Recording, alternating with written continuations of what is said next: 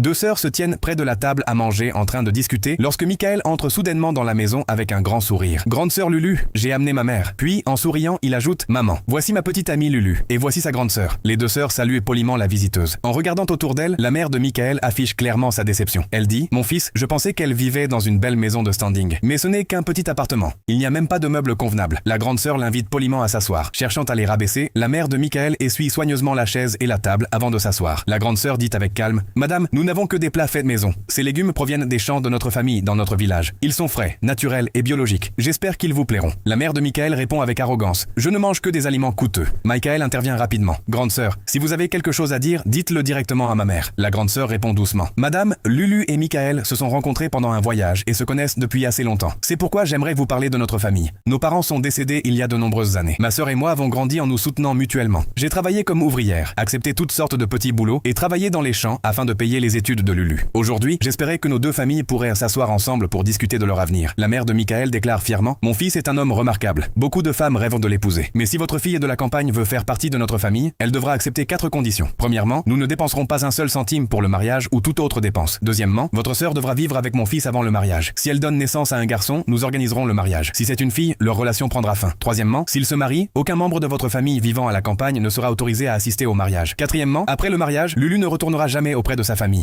Elle devra couper tout contact avec vous. » La grande sœur regarde Michael et lui demande « Michael, qu'en penses-tu » Michael répond immédiatement « Je suis d'accord avec ma mère. » La grande sœur répond fermement « Dans ce cas, vous et votre mère pouvez partir. » Surpris, Michael se lève et demande « Qu'est-ce que vous voulez dire ? Vous n'avez même pas répondu à nos conditions. » La grande sœur se lève à son tour et répond avec assurance « Le mariage n'est pas un contrat commercial. C'est un partenariat entre deux personnes égales. Si quelqu'un t'imposait ces mêmes conditions, les accepterais-tu ? Vous voulez que ma sœur renonce à la seule famille qu'elle possède. Pourquoi tous les avantages devraient-ils être uniquement de votre côté ?» La mère de Michael se lève brusquement et s'écrie avec colère « Comment oses-tu me parler sur ce ton ? Votre fille de la campagne devrait considérer comme un honneur d'épouser quelqu'un de notre famille citadine. Mon fils a tellement de succès que les femmes font la queue pour l'épouser. » À cet instant, une secrétaire entre dans la pièce et dit « Madame la présidente. » Michael, surpris, demande « À qui parlez-vous ?» La secrétaire répond calmement « Vous ne le savez donc pas ? La grande sœur de votre petite amie est la directrice générale de notre entreprise. » En entendant cela, Michael et sa mère restent complètement stupéfaits. Michael essaie de parler, mais la grande sœur l'interrompt d'une voix froide. « Ne m'appelle plus grande sœur. » Puis elle se tourne vers Lulu et lui dit « Choisis ton partenaire de vie avec soin. Un homme qui refuse de te soutenir dans les moments difficiles ne te soutiendra jamais après le mariage. » Enfin, elle regarde Michael et sa mère et déclare « Vous pouvez partir maintenant. » Honteux et sans un mot, Michael et sa mère quittent silencieusement l'appartement. Message, une relation sans respect mutuel ne peut jamais apporter un véritable bonheur.